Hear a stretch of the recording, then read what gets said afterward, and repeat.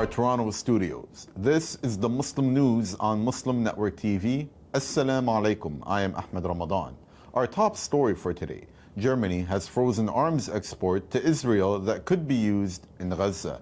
Chancellor Friedrich Merz announced the decision after Israel's Security Cabinet approved Prime Minister Benjamin Netanyahu's plan to expand military operations in the region and take control of Gaza City. Merz said the release of prisoners and a ceasefire are Germany's top priorities. He warned that with the planned offensive, the Israeli government bears even greater responsibility than before for providing for their needs. Germany is Israel's second biggest weapons supplier after the U.S. It sent $352 million worth of arms to Israel in 2023. Shipments this year have already topped $150 million. These include firearms, ammunition, weapon parts, special equipment for the Army and Navy, electronic equipment, and special armored vehicles. The Chancellor urged Israel to allow full humanitarian access and to halt any steps towards West Bank annexation. He warned that the intensified offensive makes it harder to see how peace goals can be achieved. After killing at least 60,000 Palestinians, Israel is amassing troops and tanks along the Gaza border for what U.S. officials say could be a major new ground invasion. Commercial satellite images show troop movements and formations that signal an imminent assault. Palestinian and international human rights groups warn the assault would deepen humanitarian catastrophe and could amount to further violations of international law. Israel's Security Cabinet has approved a plan to seize Gaza City, stopping short of full occupation. Israeli Prime Minister Benjamin Netanyahu claims that Israel will remove Hamas and pass Gaza to civilian rule without keeping it, a claim dismissed by Palestinian officials and some analysts who point to ongoing settlement expansion and past long-term military occupations. The troop buildup comes amid a heated phone clash with President Donald Trump, who accused Netanyahu of denying real starvation in Gaza. During a trip to Scotland, Trump publicly contradicted Netanyahu's claim that there is no starvation in Gaza. According to NBC News hours later, in a tense phone call, Netanyahu claimed the starvation reports were fabricated by Hamas. Trump interrupted Netanyahu, yelling that he had proof that children were starving. Israel and American mercenaries have killed more than 1,000 Palestinians who were seeking food from two governments' Gaza Humanitarian Fund, which is being boycotted by the UN, with the UK, France, and Canada threatening to recognize Palestine at the UN. Israel stands isolated. Experts say the fresh offensive, despite warnings, could endanger Israeli prisoners in Hamas custody. Israeli strikes killed 47 Palestinians in Gaza in the past 24 hours. Israeli strikes and gunfire targeted civilians across the enclave, including those waiting for humanitarian aid. In central Gaza, Israeli troops opened fire on people waiting in line for food and humanitarian aid, killing 3 people. They also killed a family of 6, including 4 children in a tent in Sheikh Ridwan, northern Gaza. Israeli airstrikes and drone attacks hit Khan Yunis, Beni Suhaila, and Nusayrat refugee camp, killing multiple civilians, including children. In Rafah, Israeli soldiers killed 5 people who were waiting for aid. An Israeli airstrike near the Masna'a crossing in Lebanon has killed senior Palestinian leader Mohammed Wishah and his bodyguard. In southern Lebanon's Nabaitiya, Israel killed a journalist in a drone strike. He was identified as Mohammed Shahada, a photojournalist and director of the media platform Hawana Lebanon. Israel has killed over 64,000 Palestinians since the start of its genocide in October 2023. Democratic mayoral candidate Zoran Mamdani took aim at rival Andrew Cuomo in a press conference outside New York's Federal Plaza on Thursday. He accused the former governor, who is now running as an independent, of secretly working with President Donald Trump to sway the city's mayoral race. The New York Times reports that Trump has been seeking advice from allies on who can beat Mamdani. Names floated include Republican Curtis Sliwa, incumbent Mayor Eric Adams, and Cuomo. Sources claim Trump and Cuomo spoke on the phone recently, a call Cuomo's team denies. Cuomo resigned as governor in 2021 over sexual harassment allegations, which he rejects. Mamdani says any alliance between Cuomo and Trump undermines democracy and aligns with far-right interests. Confirmation of such ties could damage Cuomo's campaign. A coalition of nonprofits, Native American tribes, and local governments is suing the U.S. Environmental Protection Agency. They want to revive a $3 billion climate justice grant program halted by the Trump administration. The Environmental and Climate Justice Program was created under the 2022 Inflation Reduction Act. It funds projects in disadvantaged communities to fight pollution, replace lead pipes, prevent flooding, and combat extreme heat. In February, the Environmental Protection Agency, or EPA, under Trump's direction, began dismantling the program. In June, 23 recipients sued after funds were frozen abruptly. The new lawsuit seeks class action status, demanding the EPA and Administrator Lee Zeldin reinstate the program and release the money. The federal judge in Washington will decide later this month whether the case moves forward. Since returning to office, Trump has sought to scrap all climate-related programs and remove references to climate change from official records. In a Truth Social post on Thursday, he said the Commerce Department must start work immediately using what he called modern-day facts and 2024 election data. Trump declared that undocumented immigrants will not be counted in the census. The move aligns with his expanded deportation policies and revival of an 85-year-old law requiring undocumented people to register with the federal government. His administration has promoted mass self-deportation and broadened the definition of undocumented status by rescinding work permits and protections.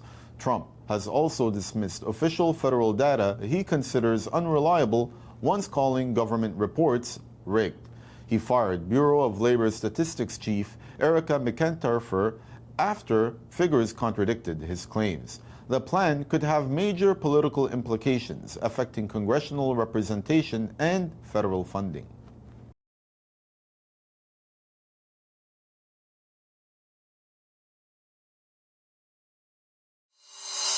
Museums across the U.S. are showcasing artifacts that capture defining moments of the civil rights era. Details are coming up next.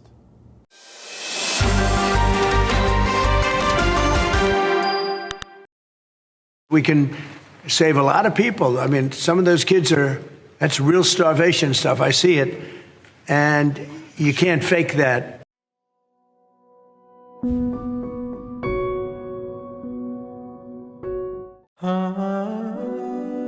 Muna Convention 2025, Torchbearer of Islam. With this powerful theme, Muna Convention returns this year on August 8th, 9th, and 10th at the Pennsylvania Convention Center in Philadelphia. Join us for an unforgettable weekend featuring over 30 esteemed scholars from across the globe, delivering powerful lectures and inspiring hearts. More than 25,000 attendees are expected to gather in one of the largest Islamic conventions in North America. Experience a full and dynamic program including dedicated youth conferences, parallel sessions for diverse interests, special Young Sisters program, on-site health clinics, delicious halal food, a vibrant children's learn and fun zone, and an expansive bazaar and expo. Register now at munaconvention.com and get 20% off for limited time. Spots are filling up quickly. Don't wait to register. Join us at Muna Convention 2025, where faith, unity, and action meet. We can save a lot of people. I mean, some of those kids that's real starvation stuff. I see it. And you can't fake that.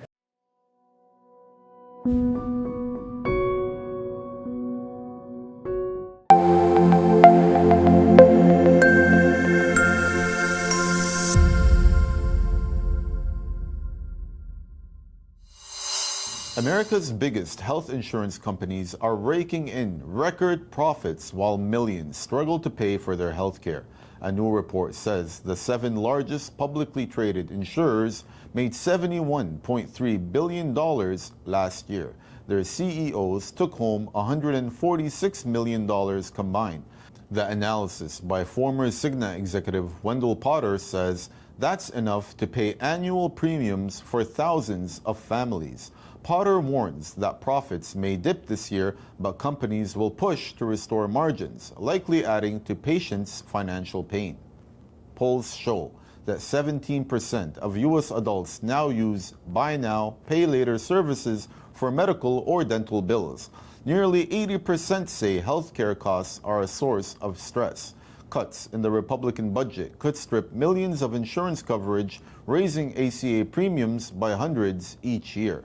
Progressives are pushing Medicare for all, but Republicans and most Democrats remain opposed. President Donald Trump has signed an executive order allowing Americans to put cryptocurrency, private equity, and other alternative assets into their 401k retirement accounts. A 401k is a retirement savings plan offered by employers. Workers put in part of their salary, often with a matching amount from their employer. The money is invested until retirement. The order tells the Secretary of Labor to review decades-old rules under the Employee Retirement Income Security Act and to work with the Treasury Department and the Securities and Exchange Commission on possible changes. It also asks the Commission to allow these investments in retirement plans it oversees. The move brings back an earlier Trump-era policy during his first term that was canceled under President Joe Biden. Supporters say it could bring higher returns for younger savers, but experts warn it could expose retirement money to high fees and the extreme price swings seen in cryptocurrency markets. Museums across the U.S. are showcasing artifacts that capture defining moments of the civil rights era. At the Henry Ford near Detroit, visitors can see Rosa Parks' bus and Martin Luther King Jr.'s planning desk. Other displays include the Clark doll used in landmark segregation studies and stained glass shards from Birmingham's 16th Street Baptist Church, bombed by white supremacists in 1963. The Mississippi Civil Rights Museum holds parts of the NAACP activist Vernon Dahmer's car, used in his family's escape before he died in a Ku Klux Klan attack. Fountain pens used by President Lyndon Johnson to sign the 1964 Civil Rights Act and 1965 Voting Rights Act are also preserved. Copies of Truman's 1948 desegregation orders, prompted by the blinding of Army Sergeant Isaac Woodard, is displayed in Missouri. Public access to such items could be restricted under Trump administration rules targeting what he calls divisive history about racism. The Council on American Islamic Relations, or CAIR, is urging Spain's Jumilla town to lift a ban on Muslims using public facilities for religious celebrations. The rule bars gatherings in public gyms and civic halls for events such as Eid al-Fitr and Eid al-Adha. Nearly 8% of Jumilla's residents are from Muslim-majority countries. The ban, introduced by the local People's Party, may violate Spain's constitutional guarantee of religious freedom. CAIR calls the measure shameful and a sign of rising anti-Muslim bigotry in Europe. The group warns it risks dividing society and breaching human rights. The appeal follows a surge in Islamophobic incidents, including the murder of a Muslim woman in Germany, mosque arson in Spain, and attacks on mosques in the UK and France. Calls are growing in Canada to declare India's Lawrence Bishnoi gang a terrorist organization after a string of murders in the South Asian community. The Canadian government says this gang is working for Indian intelligence. The Indian Assassination Squad has claimed responsibility for several killings in Canada, including that of Brampton businessman Harjit Singh Dada in May. The premiers of the provinces of British Columbia and Alberta say the terror label would give police powerful tools to disrupt the gang's activities. Federal officials confirm they are reviewing the request. Experts say a listing could freeze assets, allow terrorism charges, and strengthen Interpol cooperation. They, however, warn it may set a precedent by targeting a group without political or religious aims. The murders have deepened fears among Canada's Indian origin community, which was already rattled by the 2023 killing of Sikh activist Hardeep Singh Nijjar in British Columbia. Police in Indian-occupied Kashmir have raided bookshops and street vendors after authorities banned 25 books of noted authors. The government claims the books are promoting secessionism and false narratives about the disputed region. Authorities also seized Islamic literature under earlier directives. In this ban, India targets the works of prominent authors, including Booker Prize winner Arundhati Roy, constitutional expert A.G. Noorani, and historians Sumantra Bose and Victoria Schofield. Roy's 2020 essay collection Azadi is among the targeted titles. Issued on Tuesday, the order under India's 2023 Criminal Code makes possession or sale of these works punishable by prison. Police claim the raids aim to remove material that allegedly glorifies terrorism or misguides youth. Historians and writers condemned the move as unconstitutional censorship. Bose called the claims against his work defamatory, insisting he advocates peaceful conflict resolution. Cleric Mirwais Omar Farouk said banning scholarly books will not erase history or lived memories. Beijing has opened a first-of-its-kind robot mall. It sells everything from robot butlers to human-like replicas of Albert Einstein. More than 100 robot models are on sale. The store offers sales, spare parts, and maintenance like a car dealership. Visitors can meet robot dogs, chess players, and even robot chefs in a nearby restaurant. More than 200 Chinese and foreign brands are represented. The launch comes as China boosts its $20 billion push into AI and robotics.